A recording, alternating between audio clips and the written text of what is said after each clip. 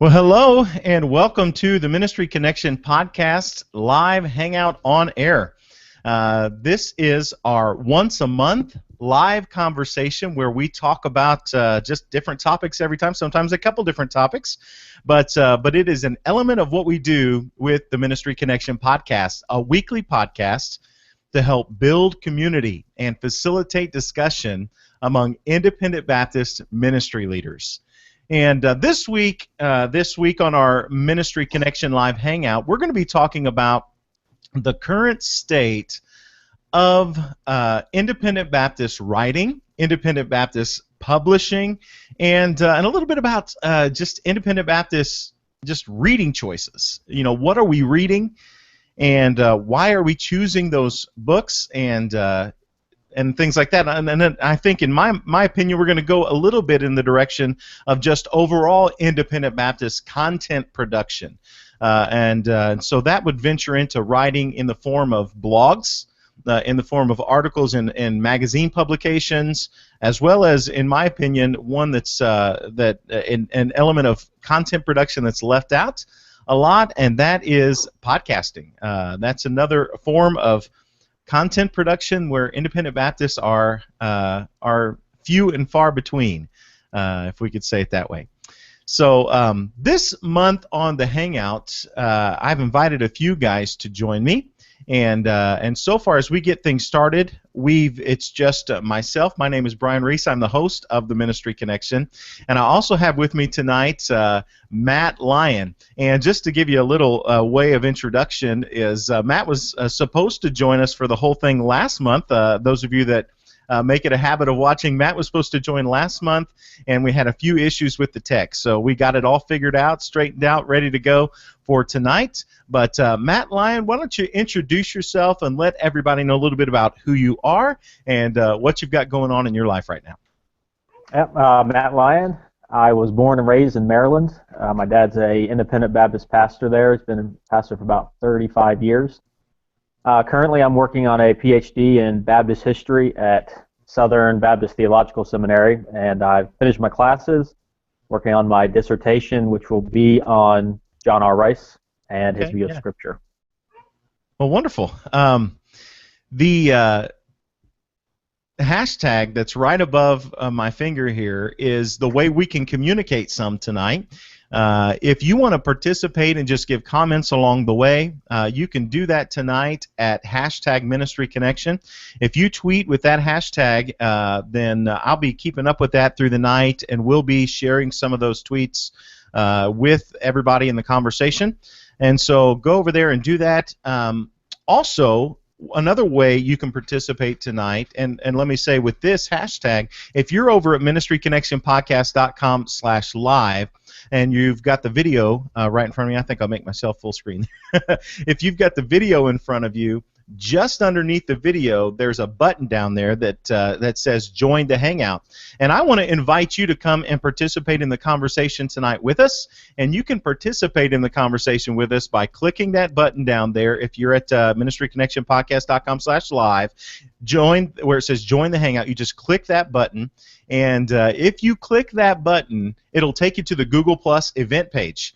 And there at the Google Plus event page, there's a place where you can, it says say something. Just let me know through commenting right there and say, I want to join the Hangout, and I will send you an invitation to join. And if you want to come and participate, all you've got to do is you've got to have a webcam and you've got to have a microphone, and that could be on board on your device there, and it can be as well on a smartphone. I know that works really well too. So if you want to join the conversation tonight, feel free to do that, and I look forward to interacting with everybody tonight. So Matt, as we get things kicked off tonight, we're talking about writing, we're talking about publishing, we're talking about reading and things like that in the independent Baptist realm. Let me ask you this question. How do you think we're doing as independent Baptists when it comes to producing works of writing? And when it comes to, if you look at all of Christianity, evangelicalism, or whatever, if you look at that and even compare it historically, with independent Baptists in our past at how they did with writing. How are we doing today? What's the current state, in your estimation, of independent Baptists writing and publishing? So you want me to add, that throws me out of the bus a little bit, because if I say it's bad, I'll get everyone mad at me. Well, I think to put it in perspective, I think at any point in church history has any one group of Christians been able to produce comprehensive writing. Yeah. So there's always been divisions among Christians where some are more qualified or some do a better job at one thing than the other. Yeah. I would say over the past 100 years of fundamentalism, we've excelled at sort of devotional, layman-oriented, practical ministry works, theology geared towards church work and ministry. So I think our strong points in the past have been, here's what you can use this week, here's what the Bible's teaching your people that'll help you preach on Sunday, or help you deal with cultural problems. But having said that, I would say in the past 30 years, which is a broad stroke, basically my whole life, there's been more of a focus on what you can use in your next sermon, and that's it. Yeah. So it's almost got to the point where if it's not going to help you teach Sunday school in 3 days, it's not getting published. Yeah. And there's exceptions to that, but we've kind of given up the more intellectual, more deeper Bible study. We've kind of given that up to other evangelicals or whoever you want to say. So I would say we've kind of slacked off a little bit on some of the deeper stuff that's not seminary level, but pastoral level. Sorry for all the noise. I opened my window a little bit ago just to let some breeze in, and then now my kids are out back playing, so they're back there, having fun, and so I shut the window and made a lot of noise in the process. Okay, so let me add a few thoughts on my own. As I think about it, and I look back at, we talked last month in our Hangout about separation and historic fundamentalism. And you look back, and it seems like there was a time when theologically, doctrinally, we were a lot closer to other denominational thought leaders and authors, to where it was maybe more something we were okay with to use their books as they produced works, whether it was works for theology, things we were using to train our ministers of the next generation in our colleges and seminaries, and it seemed like there was a time where maybe that was a more acceptable thing to do, and as time has gone on, maybe to some extent, there's probably some warranted truth to the fact that the theological divide may widen in American culture. But at the same time, I think like we talked about last month, our approach toward ecclesiastical separation, we have heightened that to such a level where we're not as okay with using books and writings produced by people of other other denominational backgrounds. So that's one thing that I think about it. Is that, and then the other thing I think is that actually, if you probably go to many of our colleges and seminaries, it probably, even though I think our opinion has changed a little bit and we are more separated, when you actually go to our Bible colleges and our seminaries, we're still utilizing books that are not independent Baptist authors, in my opinion. Has that been your experience? Yeah, so if you look at fundamentalism, one of the things we emphasized was this is historic Christianity. The 5 fundamentals: inerrancy, virgin birth, the second coming, miracles. Yeah. Those are things that Christians believe. And we saw the denominations giving up on those, and so we fought for them and we separated over them. But if you agree on the doctrine of Scripture, inerrancy, like we do, why do I need to write a book when I can just read your book if we agree on that? Yeah. And so that's what's been done in the past. And so if you're in a seminary setting or a college setting, and there's a conservative, orthodox, comprehensive book on inerrancy, why would you not use it? Why wouldn't you use what you can from people who agree with us, and then where they disagree on maybe ecclesiology or separation, or cultural issues, then we use our own stuff. Yeah. So in the past, there's just been a lack of time, really, to write a comprehensive theological library when other people have already done it. Yeah. And would you say, like, some people have said that independent Baptists, our wing of fundamentalism has become an anti-intellectual movement. A lot of people say that. I don't know if it's a lot, but some people that I know think that. And I think the effect of that anti-intellectualism, the rants against higher education in ministry training has affected a whole generation of people who could have been writing this whole time, but their influencers kind of gave them this idea that writing just and higher education is just something you leave to the people who have more time. Let's just go and reach people and preach the word. And so, well, for a time in America, up until maybe even the 90s, the major schools were all liberal. So if you went to a Southern Baptist school in 1975, they were going to teach you that the Bible wasn't completely true. Mm-hmm. If you went to a Methodist school or to even many evangelical schools. So the idea became all the seminary professors who have this education are teaching false doctrine. Yeah. And it was so widespread that it became higher education generally teaches you to distrust the Bible. And so I think anti-intellectualism is the outcome of that idea that the more education you get, the less you believe the Bible. Yeah. And so we've come out on the other side of that where, PhD is a post-hole digger. Or right. You don't go to the seminary, you go to cemetery. Right. Because exactly. when you come out on the other side, you don't want to reach anybody. And so I think we've looked at education not just as unnecessary in some cases, but it's dangerous. It's very dangerous in other cases. Yeah. And I tell you, it's such a struggle because now you've got a bunch of, millennial and younger guys who are training for ministry, who are desiring to grow, who have such a desire for theological depth, for ways of thinking and approaching ministry that may push the boundaries of the box that we've been brought up in, but with no desire for compromise.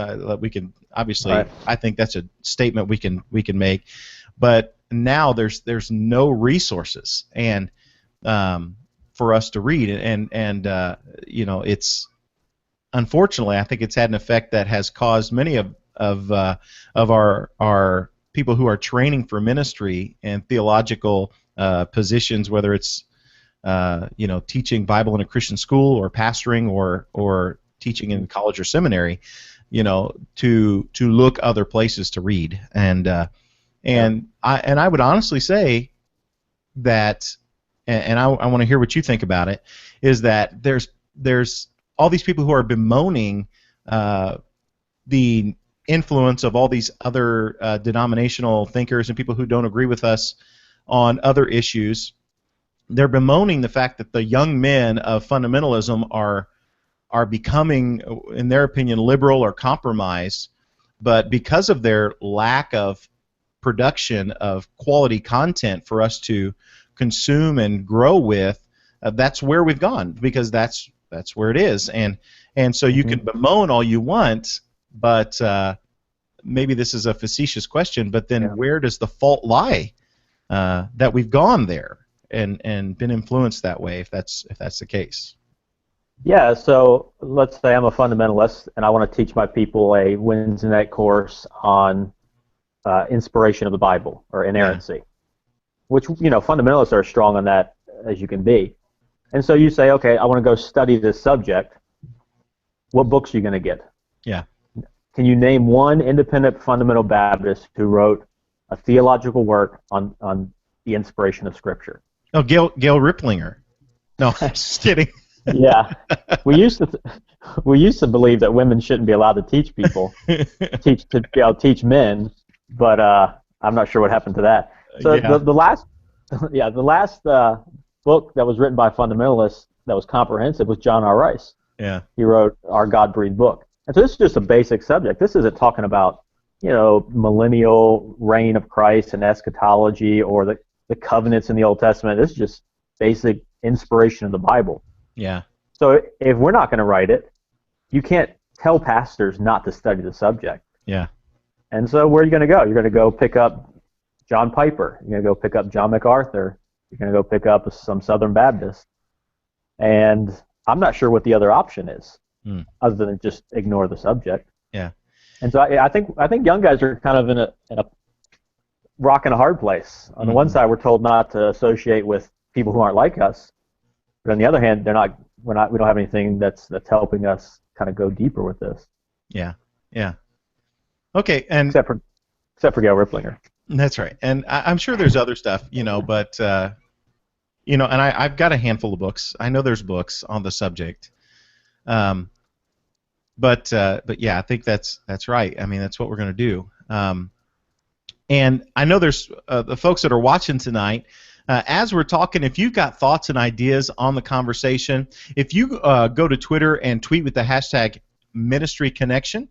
And if you tweet that, I will receive it. I've actually got it right here, my Twitter feed, ready to go, keeping up with that. So if you tweet at hashtag Ministry Connection on anything that we're talking about, I'd love to share your thoughts and ideas.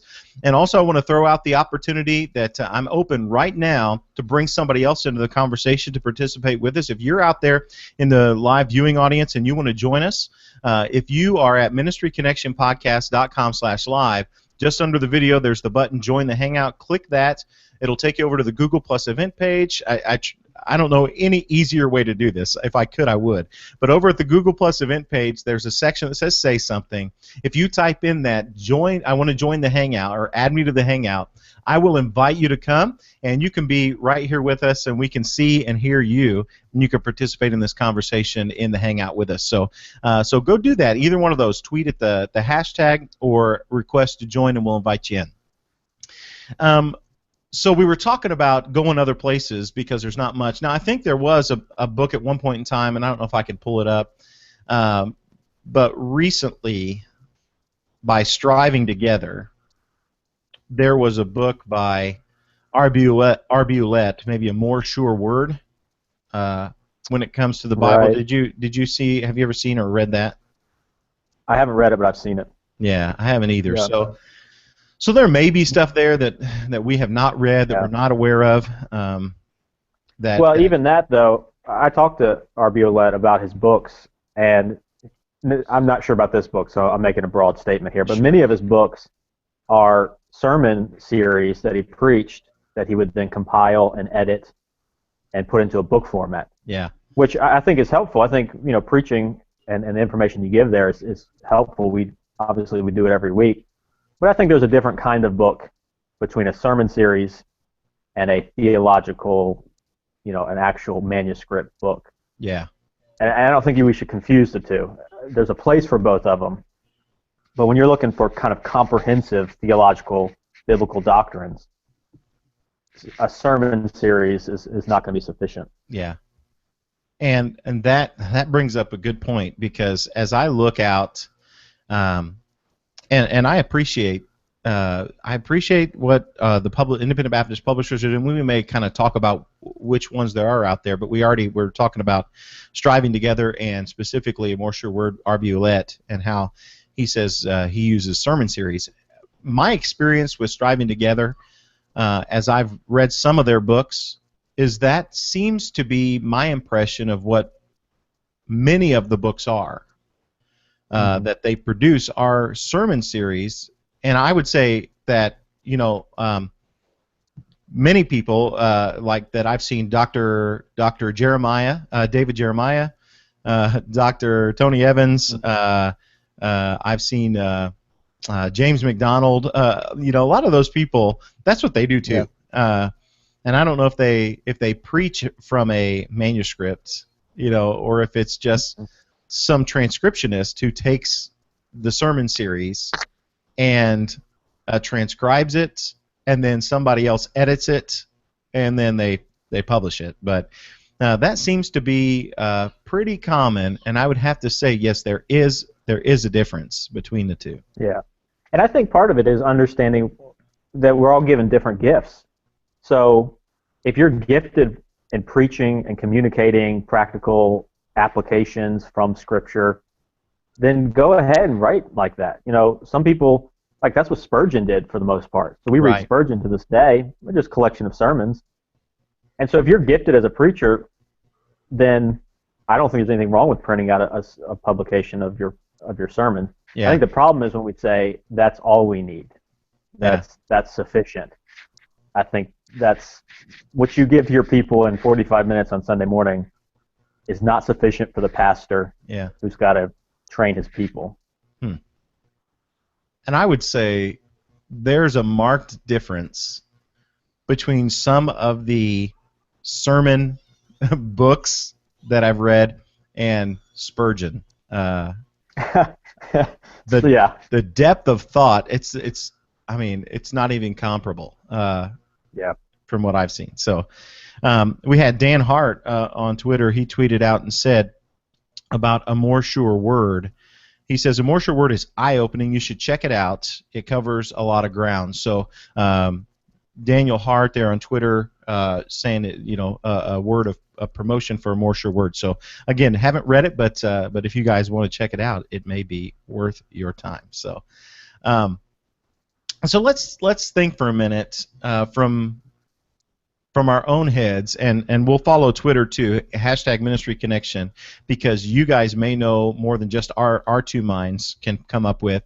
But what are the current independent Baptist publishers that are around? So we already mentioned Striving Together. What else is there? I know Crown College puts out. I'm not sure the name of the publishing. It may just be Crown College or the church there. But they put out their Faith for the Family. Faith for the Family. I don't know if that's the actual name of the. I think it is Faith for the Family Publications or something like that. Yeah, so they put out works. Yeah. They put out a lot of Sunday school material. We've used their Sunday school material. Yeah. For outlines and coursework, and then they put out some Baptist history, some theological, some devotional, some stuff on the family. Okay. So very pastoral type of works. Yeah. And then I'd say the big one would be the Sword of the Lord. Mm-hmm. They're the oldest. They've been around since they started publishing books, I think, in the 40s. So they're the grandfather of independent Baptist publishing. Yeah. And they're probably the most diverse too, because they don't just print independent Baptist books. So they'll have Tom Malone, they'll have someone like John Hamblin, Sheldon Smith, but they also print Spurgeon, Jonathan Edwards, some of the older guys too. So they're pretty diverse. Who we must acknowledge had some Calvinistic teachings, right? I would say if I had to pick the best defender of Calvinism, it would be Jonathan Edwards. He's the smartest, he's the most thorough, and he was the leader of the First Great Awakening. So he's got some pretty good street cred among Baptists and evangelistic people. Yeah. And maybe it just makes sense to publish those guys because their works are public domain and you don't have to pay royalties. You could just sell their books. I didn't think about that, but yeah. And I don't have a problem with it. I think if you don't study Jonathan Edwards, you're missing out on the greatest theologian America's seen. Yeah. And he wrote more than just Calvinism.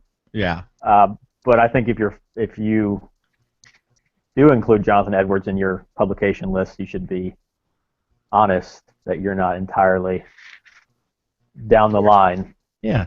On that kind of stuff. Okay, who else? So we've got Striving Together, the Faith of the Family out of Crown. We've got the Sword of the Lord, which they've run the gamut. And as we talked about last month, they've had some shifting over the years. There's books that John R. Rice wrote that they no longer publish because they don't Agree. So so there's that, and let's see. I think there's Treber out North Valley writes and publishes. They've published some books out there, and there may be a handful of others. I don't. Nobody has shared any more with us at #MinistryConnection on Twitter for us to talk about. But as we think about just the publishing arm, I had a thought that I don't know how much attention we want to give to it, but I had a thought too, and I mentioned it with the public domain books. But is there maybe some motivation to publish books and get books out there in order to build a church or a pastor's platform? Because I listen to guys like Michael Hyatt and different people out there, and there's all this talk about platform building.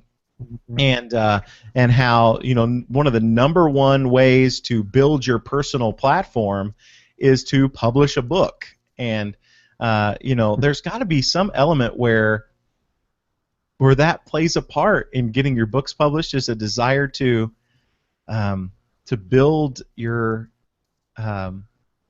platform. I don't know. What do you think?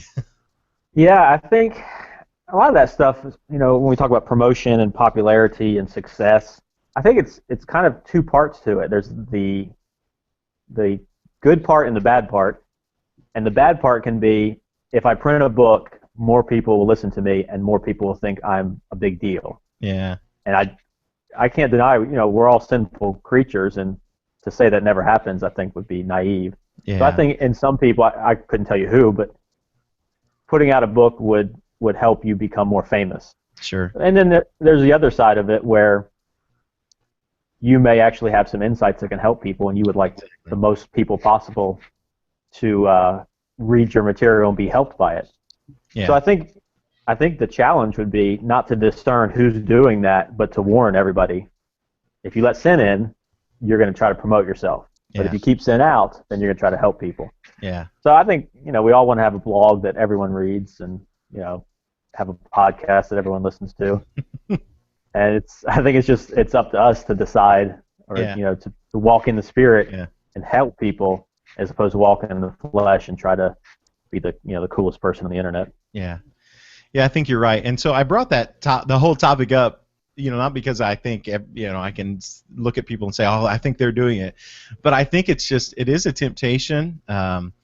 And I think, especially, you brought up the subject of blogging, that, there are a lot of and we talked offline a little bit, your old paths guys, your old time religion guys that are so against blogging, because that's their exact perception of it, is that, oh, you're just some young guy who has no experience, who doesn't know what they're talking about, and you're just writing to get attention, and the way you're striving to get attention is by criticizing dead men or whatever of our fundamental past and things like that, and that very well could be the case, and the same thing could be said for book publishers or people who have a radio program or a podcast, that could be the motivation, but but I think I think that one thing is that people's mindset that is what people are trying to do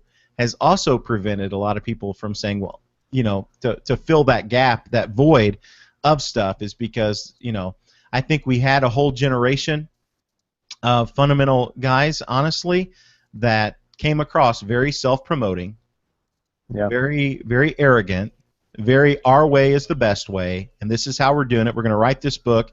We're going to send it across the country, and everybody's going to model it. That's what we viewed writing and publications as, because it seemed really prevalent, and so now we've got a lot of people who are hesitant to jump into that space because they want to be humble. And they want to serve God, in the local church where God's placed them, and they put all their focus there. And while the broader realm of independent Baptists are missing out on resources that they could be producing, because they have the experience, they have the track record, they have the wisdom, they have the knowledge to just produce the resources, whether that's that's writing, whether that's articles, whether that's blogging, whether that's podcasting, whether that's video content. They could be doing something, and they're just not. Yeah, it's funny. Young guys are criticized for having a blog and promoting themselves, but that's what fundamentalists do. John R. Rice started the Sword of the Lord when he was 32, I believe, so a year younger than me, and he printed it, and he got his daughters to walk door to door and hand it out to people. Now, that's self-promotion right there. And I think he was trying to do the right thing. But if it's okay for John R. Rice to print his own paper at 32 and hand it out to people, how is that any different than writing a blog and posting it online? Yeah. So we fundamentalists have always used media to get our message out because we don't have a denomination that publishes our work and has conventions. We use popular culture and popular media. Mm-hmm. So back in the old days, J. Frank Norris, John R. Rice, Jack Hyles, all these guys used newspapers and newsletters to get their message out to their people and to the people who listen to them. And I think today we should transfer that right over into having blogs, and podcasts, and continue that tradition of giving resources to people where it's accessible. It's free, Okay, so let's talk for a minute about, some independent Baptist authors right now. Let's talk about just print book, and we'll go into the others as well. But when it comes to print books, what independent Baptist authors are, in your estimation, really doing a good job that you've come across? Carrie Schmidt's book on music is probably the best book on music I've read as far as practically helping you get conservative, Christian, and I'm very conservative on music, so if people are listening or wondering, I think the most conservative music should be what you play at church, and it should never offend anybody, whether old or young, which doesn't mean it has to be, the music from the 40s, but it should be very conservative. And Carrie Schmidt's book lays out biblical principles that help you get a biblical model of music. And I really haven't seen that anywhere else in the evangelical world or even the fundamental world. So I think that one jumps in my mind right off the bat. Yeah. And then I don't know. There's some pastoral works out there that are helpful for practical ministry, counseling and organization and teaching Sunday school. But I would limit the contributions we have to day-to-day ministry and not much more past that. Yeah. I would say that's the case from what I've seen when it comes to authors. Now, Carrie Schmidt, and here's the thing, when I read Carrie Schmidt, I get a sense that he is a manuscript type of writer. And he tries to write thoughtfully and thoroughly. And I don't know what his writing practice is. I did invite him to come and join us tonight, and he was willing. He just couldn't. It didn't work with his schedule. But I will have to say, just his writing is just much more poignant than a lot of the other things that I read. A lot of it seems really shallow, and stuff that isn't new. Doesn't get me thinking deeper than my current level. I can zoom through it and not be challenged. But and I think that comes across because if you wrote down the words we're saying right now and read them out loud, it would sound very superficial and shallow. Right. Yeah. Because when you talk, you have to reinforce, you have to repeat yourself, you have to be dynamic, you have to communicate in a way that gets people to pay attention. And when you write, it's a completely different style. People can go back, they can reread, they can sit for a while and think about it. They don't have to keep up with anything. And so if you translate your speaking style into your writing style, it's going to be superficial just by the nature of it. Yeah. And what I think someone like Carrie Schmidt and others too, they start with a written word, and they think of it as someone reading it. And you can be deeper that way, and you can be more organized and more calculated, and I think more helpful. Yeah. Yeah, and I think just there are people who, when they speak, they are really good storytellers. They're very good at crafting a story with the words they speak, that you could take and put it into print and get it. But yeah, it's another thing to write story and to write in a way that's thoughtful, and I think we see that from Carrie Schmidt and his writing. I really appreciate his stuff. Some other books, and I have utilized some books from Striving Together. Order in the Church, I think I mentioned in my last podcast, which is just one of those really just practical, step-by-step, this is how we do ministry, and just lays it all out. It's got, appendix sections in the back, and things like that. CD-ROM that came with it, different things like that I think are really helpful, and things like that. But I think, I think to have more books that are thoughtful would be really good, and some more. I think we need to get some more writing that is really biblically and theologically at a level that can be used in our colleges and seminaries. If we are, if we do, because I think we take so much pride in the fact that we have the right positions theologically, but we're not writing them down and passing them on. So. And what we're getting in our books, a lot of our books, is information that you give to your people, your lay people, your people who are working 40, 50, 60 hours a week. Why would you transfer that knowledge to a pastor? The pastor's got to have more than the people. Otherwise, why is he standing in front of them? Yeah. And so we think of Spurgeon. Spurgeon, one of the reasons he was so great and so useful is because he read the Puritans, and he recommends the Puritans above all else. Yeah. He specifically says, read the Puritans. They're the best you're going to get. Well, if you read the Puritans, that's hard reading. Yeah. And so what Spurgeon did was he read the Puritans, absorbed it, kind of brought it down to his people's level, and then gave it out to them. Yeah. And that's what we as pastors need to be doing. We can't just repeat what we hear from another preacher. We've got to get the deep stuff, kind of go over in our study, read it, internalize it, and then give it to our people. Yeah. So we got to have books to do that. And if we don't give them to our own people, then we got to get them from somewhere else. Yeah. That's why I think Spurgeon was a Calvinist, in my opinion. It's because he read the Puritans. That's all he read was the Puritans. Yeah. Yep. And I was thinking too. Some people that making myself a new cup of coffee here. People that maybe think about, I would like to write a book, and I think it could be useful, but they don't have a lot of experience writing. One thing that I've heard, and something that I've thought about doing, I just because I've not been much of a writer, is to the best thing to begin to start to write is to write.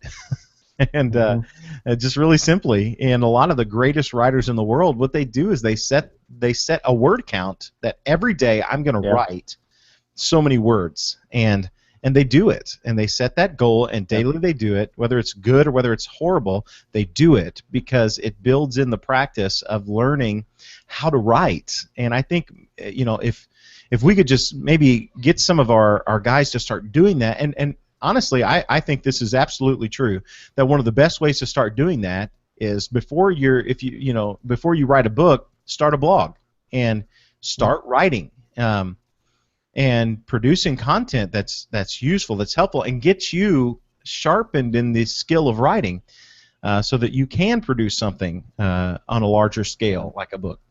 And in addition, some things that I'll let you go ahead and say what you want to say, because I think what I'm about to say may not be related. So. Yeah, I mean, who would ever put an 18-year-old up in the pulpit first time and expect him to be a good preacher? I mean, the jokes are famous. Your first sermon is going to be the worst thing anyone's ever heard. Yeah. And I think we've all been there and we all know it. Well, your first writing, work is going to be just like your first sermon. It's going to be terrible. Yeah. And so what's the answer? The answer is to keep on preaching and keep on practicing. And writing's the same way. If you think you're because you're smart or because you're experienced, you're going to be a good writer, that's just not how it works. It's a skill that you have to practice. And a lot of the people I read, they set 1,000 words a day. That's their goal. Yeah. And if if you write 1,000 words a day, you're going to get good at writing. And if I think it's a pretty basic concept. The more you practice, the better you get. Yeah, I think that's absolutely right. And some people think too that, well, I don't have the connections with, I don't know anybody at Striving Together. I don't know those folks, and things like that. And I don't have those connections. But actually, one thing that I'll throw out there that I've seen just become really popular and useful nowadays is there are all these options to self-publish. And so, like, there are these options where, and you could use Amazon, and there are other options where you don't need to get somebody to commission your book, Right. and you don't have to pitch your idea, and you just need to write, and as you write, and you get something good together, you can publish it. It's reasonable for you to be able to publish it yourself and get it out there. So one thing I want to add is writing is not a solitary. One of the things I've learned, one of the biggest things I've learned working at a PhD is if you write and only read it yourself until it's done, it's not going to be very good. Yeah. As a writer, you should have a group of people that you can go to and collaborate with, even on blogs. And if you can work with a group of people who can read and edit and proofread, it's just like preaching. The preaching where you have the little form you fill out and you need to do all these things. Yeah. Writing's the same way. And so find some guys in your church who are lawyers or some fellow pastors who are educated and make it a team effort. Yeah, good point. So let's talk now here a little bit about new media and new content, because that is a space I think that going forward, especially, let's not think about Bible college or seminary level training. Let's just talk about somebody who's maybe even finished their Bible college and their seminary education, and they're in ministry, and they want to continue to grow and sharpen themselves. That one of the best ways to do that is all these elements and these ways of connecting with content in new forms, like videos and podcasts and blogs. And so that whole space is considered what they would call new media, and old media would be print and things such as that. And so now I think about this podcast here, and I was just talking to exchanging Twitter messages with a guy today about this podcast and how helpful it's been, and obviously I'm so glad for that. But the reason why I even started in the first place was because I saw the gap. Not that I thought that I was the best person. I always know I'm never the smartest person in the room, but I don't mind initiating conversations. And so I don't mind connecting with people and bringing people into the conversation that do have something to offer more than I do. And so I said, I'll learn how, and I'll do it. I'll start it. And not that I had time or anything. I really didn't when I initially wanted to do it, but when some time freed up, it's a space that I've stepped into and started to produce content through just really, and it doesn't get a whole lot easier than this. If you've got a little bit of tech skills, to sit down and you just talk with somebody for 30 or 40 minutes, and you've got some great stuff, especially if you connect with just smart people like Matt Lyon. You just you just go for it.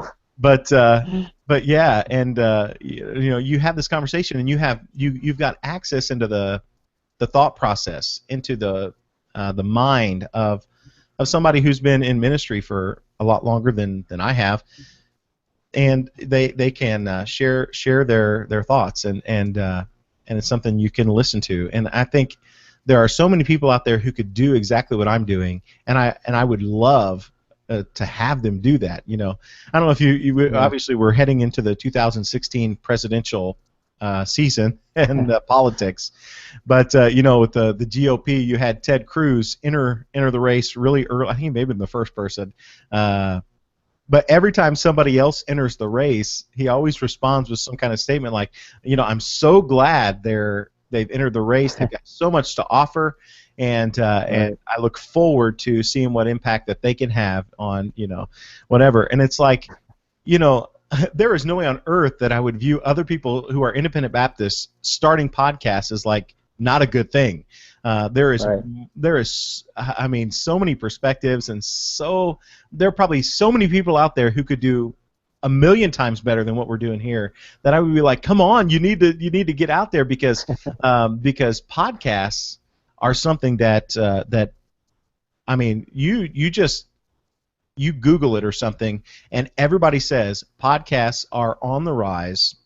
They're the next big thing, and all the, it doesn't matter the field you're in, all the big, influencers and people in whatever field it is are stepping into podcasting. And I think as independent Baptists, and when it comes to being influential and pushing the conversations on helping minister better and teach truth better, that we need to enter into this forum. And so we've got to get printing, we've got to get blogging, we've got to get podcasting, because there's a whole generation of leaders that are coming up that need your influence. They need to hear from you, and they need your help. So, to me, I think, man, the field is so wide in all forms of content production that it's time for more people to step into it. Yeah. Yeah, I think I agree. New media. I mean, let's think of what the church does, and I mean in the biblical sense. But Christ brought the church together, and why do we come together? Why are we independent local churches? It's to edify each other. And so the way the Bible teaches us, there's something about coming together as a group of like-minded people that makes everyone stronger. Well, new media does that more than any other. You read a book, you don't interact with the author. You read a newspaper, you don't. But a podcast, right? When you're face to face, even blogs with the comments, and you can respond to them. Right. That lends itself right into the edifying ministry of the church. And the more people that join the conversation, the stronger you'll be. Iron sharpeneth iron, and the more people that come on podcasts, that have podcasts, that start blogs, and work together. I think that's the key. It's not just competition. It's working together to strengthen and disagree, and controversy makes us all think about our own positions and work through them. So I think podcasts and blogs are a way that we can kind of bring together fundamentalism and make it stronger and actually help each other instead of figuring out new ways to split. Yeah, amen. Well, we'll work toward bringing this to a close tonight, but I want to close it talking about just the reading habits, whether doesn't matter what it is, books, blogs, even listening and consuming content through audio, podcasts or video even. That as independent Baptist leaders, I wanted to kind of dive into our reading habits a little bit, and I want to do so. Let me see if I can pull it up. It may take a minute, but there's been 2 episodes that we've done of the podcast now where I ask the question, what are you reading right now? And we've had a lot of responses to that as to what people are reading, and the books that they're reading are really diverse. When it comes to reading books that are theological, books that are autobiographical or biographical, books that are historical, I mean not like historical when it comes to Christianity, but just human history, American history, things such as that. And when it comes to reading, there's a lot of people who are reading books that are just leadership, just practical leadership, not from a Christian perspective. Reading books like that, and so there's been kind of a debate a little bit lately when it comes to what independent Baptist pastors and leaders should be reading, and I want to kind of throw the idea, the conversation out there that I think it's my opinion that we should not be so selective with what we read, so that every book that we read, we are already in complete agreement with the author. I think it's good to read people who come from a different perspective than you and whom you do not agree with on everything. Yeah.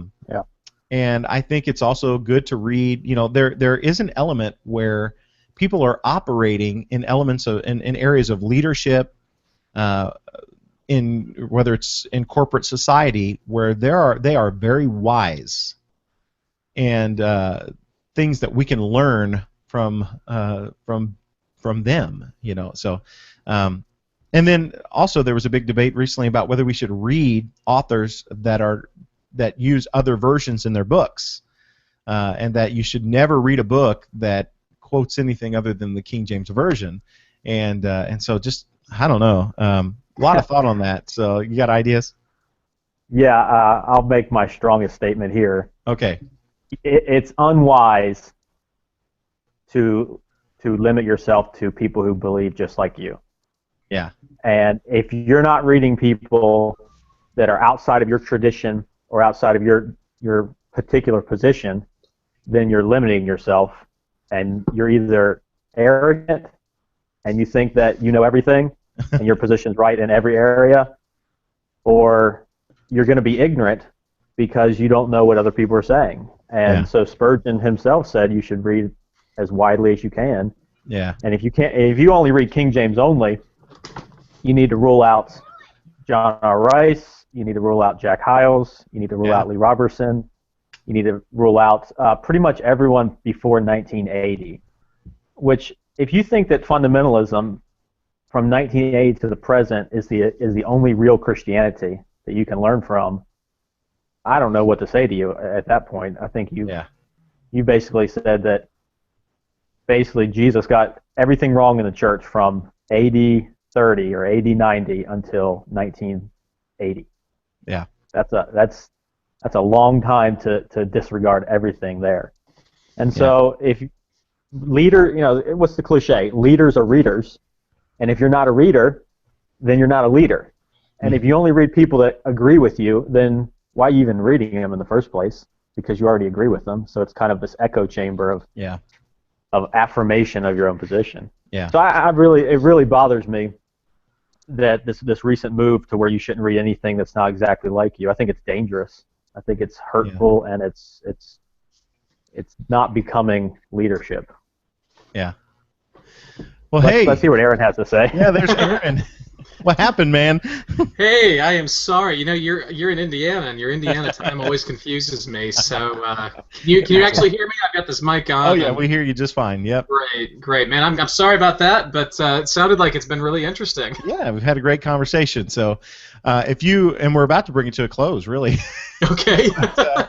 But you've missed our whole conversation, but as you know, you were supposed to be part of the conversation, and you had a bunch of thoughts, and we do produce, when we do these live hangouts, we do produce some notes.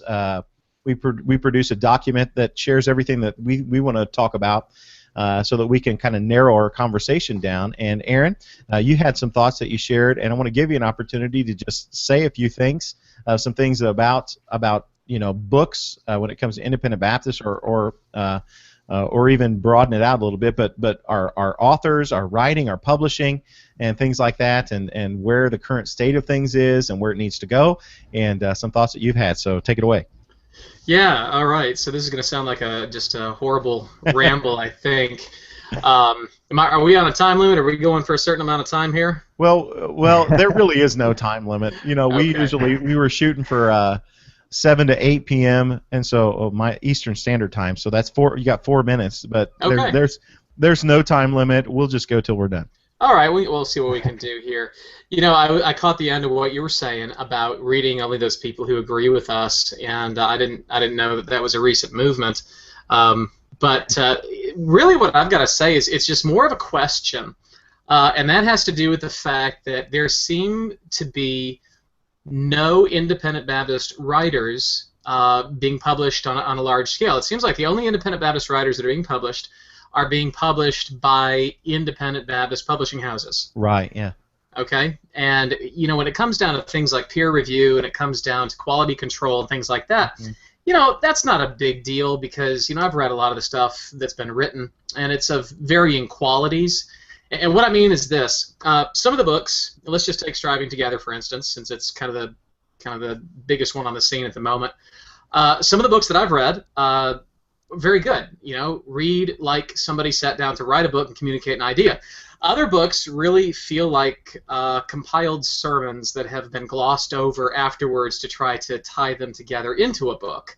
Okay, and let's take Striving Together off the table now for just a second, so that we can be very broad brushed.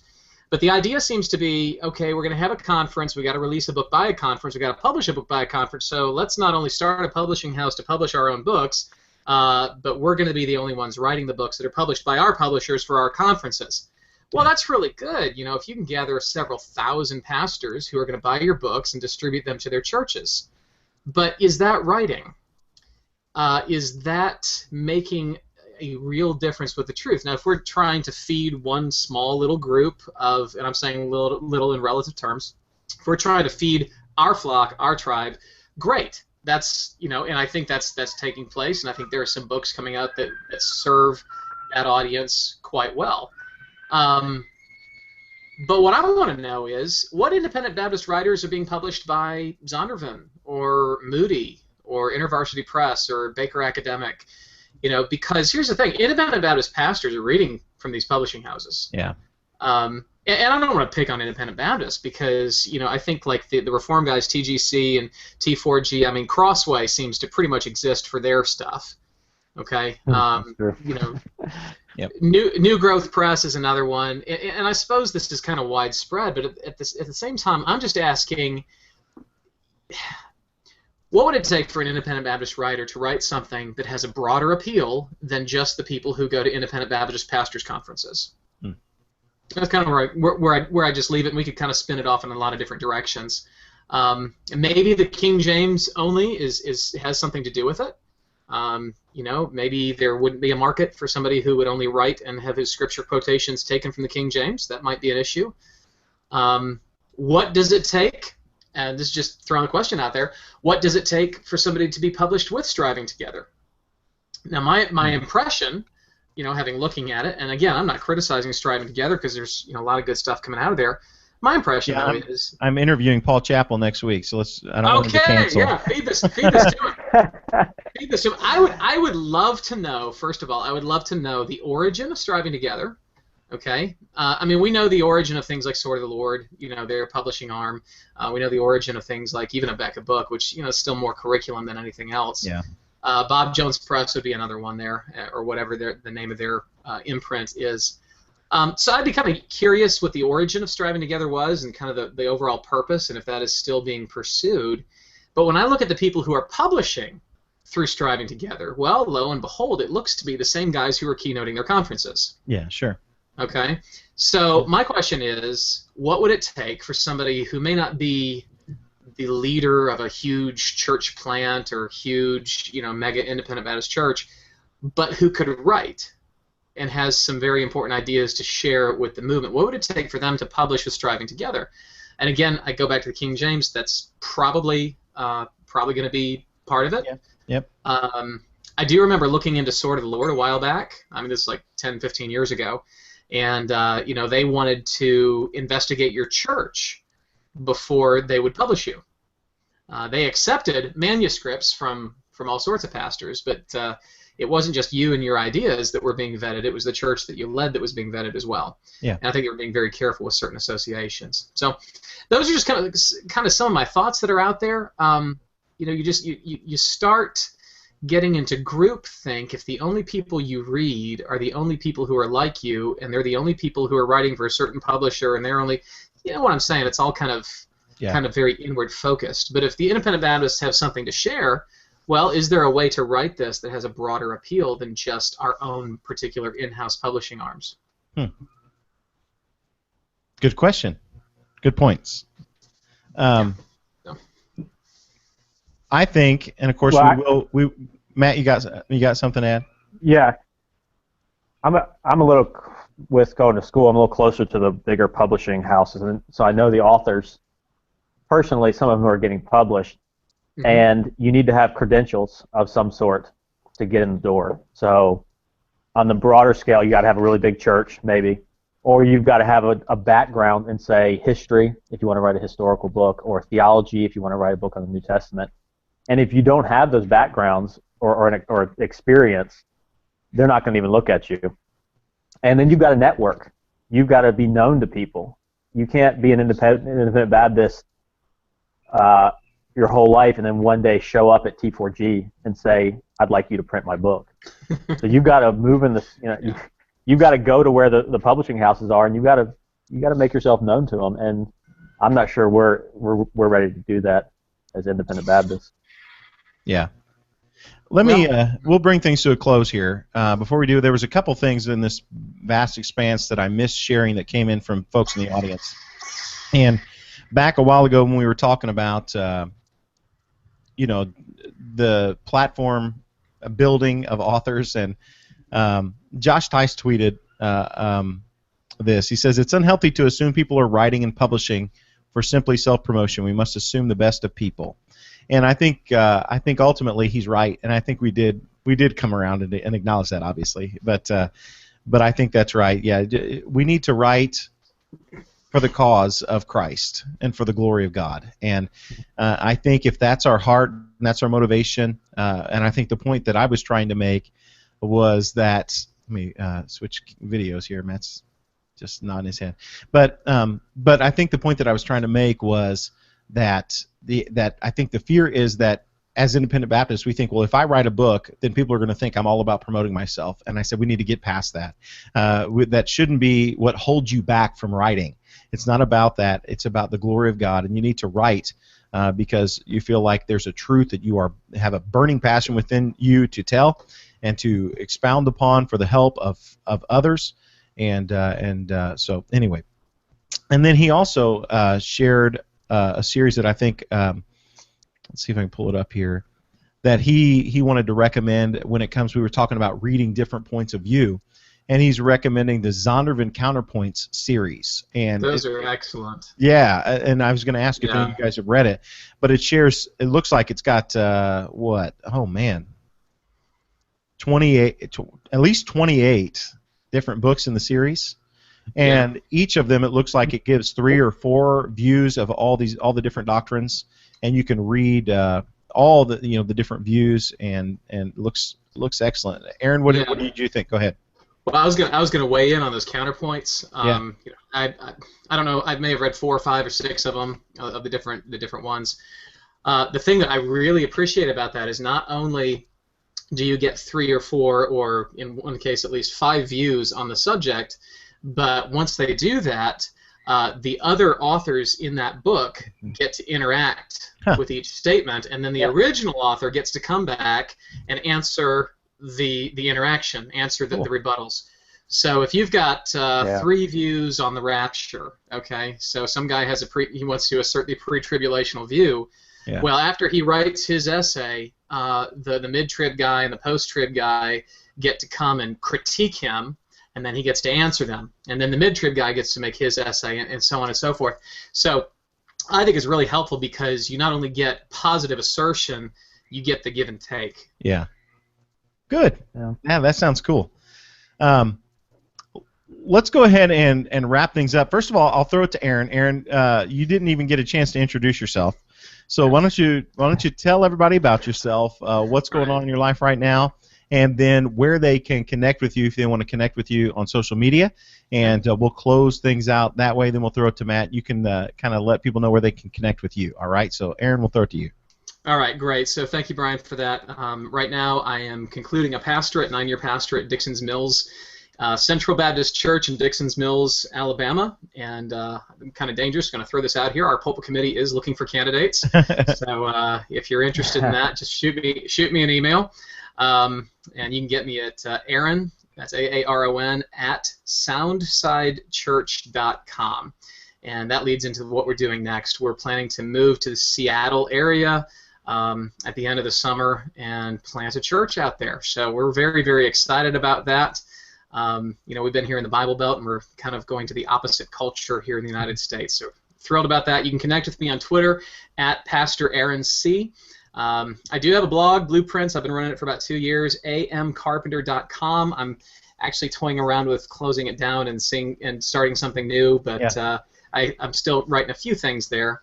As we transition to another culture, I'm just kind of rethinking the writing, which probably we could have discussed an hour ago, but I wasn't here. Facebook, you can find me there as well. All right, and Aaron, we did share back in I think it was maybe episode 47. We were talking about Northwest church planting, and you are doing for the podcast some audio journaling about your church planting experience, and we got some more of those coming up. Maybe episode 51 or 2. We'll be sharing some more. So I appreciate you doing that, and appreciate you joining us for at least a little bit tonight. All right. Yeah. Let me throw one more thing out. The church plant itself. And let me make a shameless plug here as a missionary raising support. Go ahead. If anybody's interested in partnering with us, you can learn about our plant. Soundside, SOUNDSIDE, soundsidechurch.com. You can find pretty much everything you need to know right there. All right. Awesome. Matt, thanks for joining us. Why don't you let people know where they can connect with you? You can find me on Twitter at Matt Lee Lyon, that's with a Y, and also I blog occasionally at Matthew Lee Lyon at WordPress or .wordpress.com, something like that. All right. Thanks for all your help getting this conversation going. Also, let me just, we mentioned a little bit ago, but this podcast, this live hangout will be the podcast episode number 49. So if you're listening to the audio, you can go watch the video over at the YouTube channel. Just search for the I think it's just under my name, Brian Reese, in YouTube, and you can watch the video. But if you're checking the audio out and you're enjoying what you're hearing, consider next month joining us for the live hangout, the video. We'd love to have you participate in that. To close things out tonight, let me just thank you for joining us and let you know that I love to connect with you as well. You can find me on Twitter at Pastor Reese, R-I-E-S. You can see it right there. Connect with me on Twitter there, or you can find the podcast at Baptist Podcast. And I am horrible about making those two Twitter handles different. I just don't put the time into it, so I apologize. But you can follow either one, and I'd love to connect with you there. And subscribe to the podcast, ministryconnectionpodcast.com/iTunes. Go and subscribe and listen there. And I hear there's some rumblings of a new podcast platform with Android, and so I'm going to be looking into that and make it easy for you to subscribe to the podcast via Android here in the future. And go do that. And over on iTunes, I'd like to encourage you, if you're willing to leave a rating and review, give it 5 stars if you think it deserves that, and share some of your thoughts about the podcast. I love to read those and share those, so go over there and do that, all right? Thank you guys so much for joining us this week on the Ministry Connection Podcast, the live Google Hangout, and until next time, keep serving Jesus. All right, that's where we'll end the live, the podcast. So